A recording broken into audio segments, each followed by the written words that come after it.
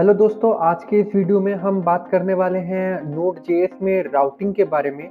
तो पिछले वीडियो में हमने ये सर्वर को क्रिएट किया था। अगर आपने वो वीडियो नहीं देखा है तो यहाँ आपको आई बटन पे लिंक मिल जाएगा और डिस्क्रिप्शन में भी लिंक मिल जाएगा। आप वो वीडियो ज़रूर चेकआउट करें कि हम नोड.जेएस में सर्वर कैसे क्रिएट कर सकते हैं। तो आज के इस वीडियो में मैं आपको राउटिंग कैसे कॉन्फ़िगर कर सकते हैं नोड.जेएस में, वो मैं बताने वाला हूँ। तो सबसे पहले मैं एक नया टर्मिनल खोल लेता हूँ और इस फाइल को हम रन करते हैं। तो रन करने के लिए मैं सिंपली नोड और index.js फाइल का नाम हम लिख के एंटर कर देते हैं। तो हमारा सर्वर जो है वो स्टार्ट हो चुका है। अब अगर हम ब्राउज़र में जाके सिंपली 127.0.0.1 और फिर पोर्ट नंबर लिखते हैं तो हमारा सर्वर जो है वो हमें रिस्पॉन्स भेजना स्टार्ट कर देगा। और ये जो लोकल आईपी है और पोर्ट है वो हमने यहाँ पे कॉन्फ़िगर किया था। ये रहा हमारा लोकल आईपी और ये रहा हमारा पोर्ट जो हमने पिछले वीडियो में ऑलरेडी देख चुके थे। अब लेकिन यहाँ पे ये प्रॉब्लम ये है कि अगर मैं स्लैश देके यहाँ पे होम लिखूँ तो भी मुझे यही रिस्पॉन्स मिलता है, और अगर मैं स्लैश देके प्रोडक्ट लिखूँ तो भी मुझे यही रिस्पॉन्स मिलता है। तो मैं ऐसा नहीं चाहता। मैं चाहता हूँ कि मेरा जो रिस्पॉन्स है वो राउटिंग के ऊपर डिपेंड करे। मीन्स अगर मैं प्रोडक्ट लिखूँ तो मुझे कुछ और रिस्पॉन्स मिले और अगर मैं होम लिखूँ तो कुछ और रिस्पॉन्स मिले। तो उसके लिए हमें क्या करना पड़ेगा वो मैं आज के इस वीडियो में दिखाने वाला हूँ। सबसे पहले हमें यहाँ पे एक मॉड्यूल को इंपोर्ट करना पड़ेगा। तो मैं इंपोर्ट कर लेता हूँ और उस मॉड्यूल का नाम है URL।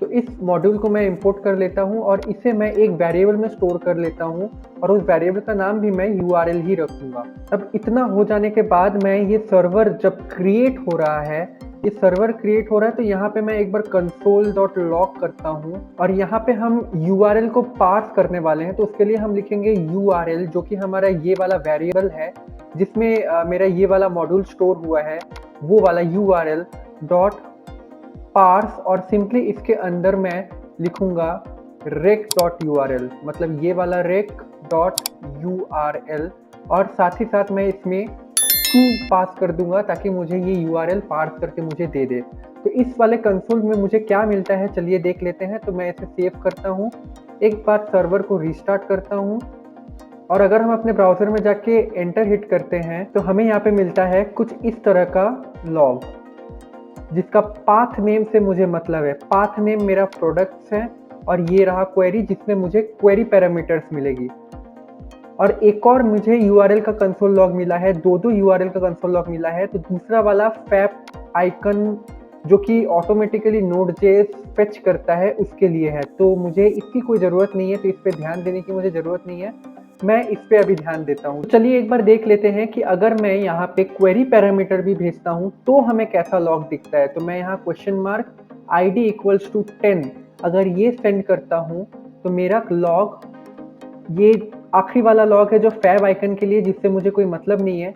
मैं अगर ऊपर आता हूँ तो यहाँ पे पाथ नेम मेरा प्रोडक्ट है और मुझे यहाँ पे क्वेरी पैरामीटर जो है वो ID जो कि 10 मिला है। तो मुझे एक्चुअली इन दोनों से काम है। तो मैं यहाँ पे एक वेरिएबल लगाऊंगा और मैं उसमें डीस्ट्रक्चरिंग का कॉन्सेप्ट यूज करूंगा। तो इसके लिए मैं यहाँ पे कॉन्स्ट एक कर्ली ब्रेसेस खोलूंगा और जो यहाँ पे नाम है सेम टू सेम नाम हम यहाँ पर भी यूज करने वाले हैं।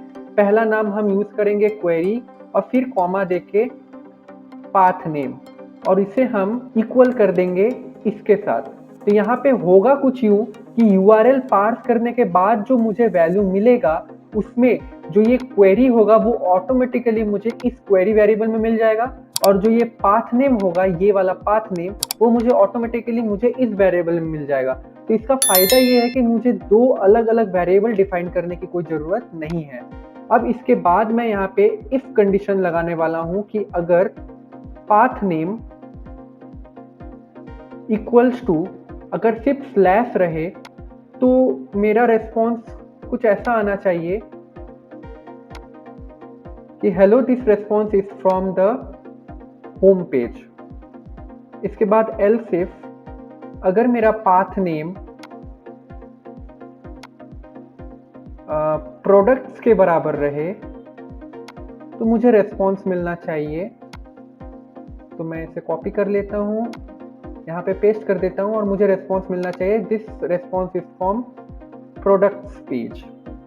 उसके बाद एल्स इफ अगर पाथ नेम मेरा प्रोडक्ट रहे, सिर्फ प्रोडक्ट नॉट एस, प्रोडक्ट रहे, तो मुझे रेस्पॉन्स मिलना चाहिए। अब मैं यहाँ पे टेम्पलेट स्ट्रिंग का यूज करूंगा कि मुझे रेस्पॉन्स मिलना चाहिए hello this response is from product page whose ID is, और मैं यहाँ पे सिंपली कुछ इस तरह से लिख के इस क्वेरी का इस्तेमाल करूंगा, मीन्स क्वेरी, और मुझे क्वेरी के अंदर ये आईडी को प्रिंट करवाना है, तो क्वेरी डॉट आईडी।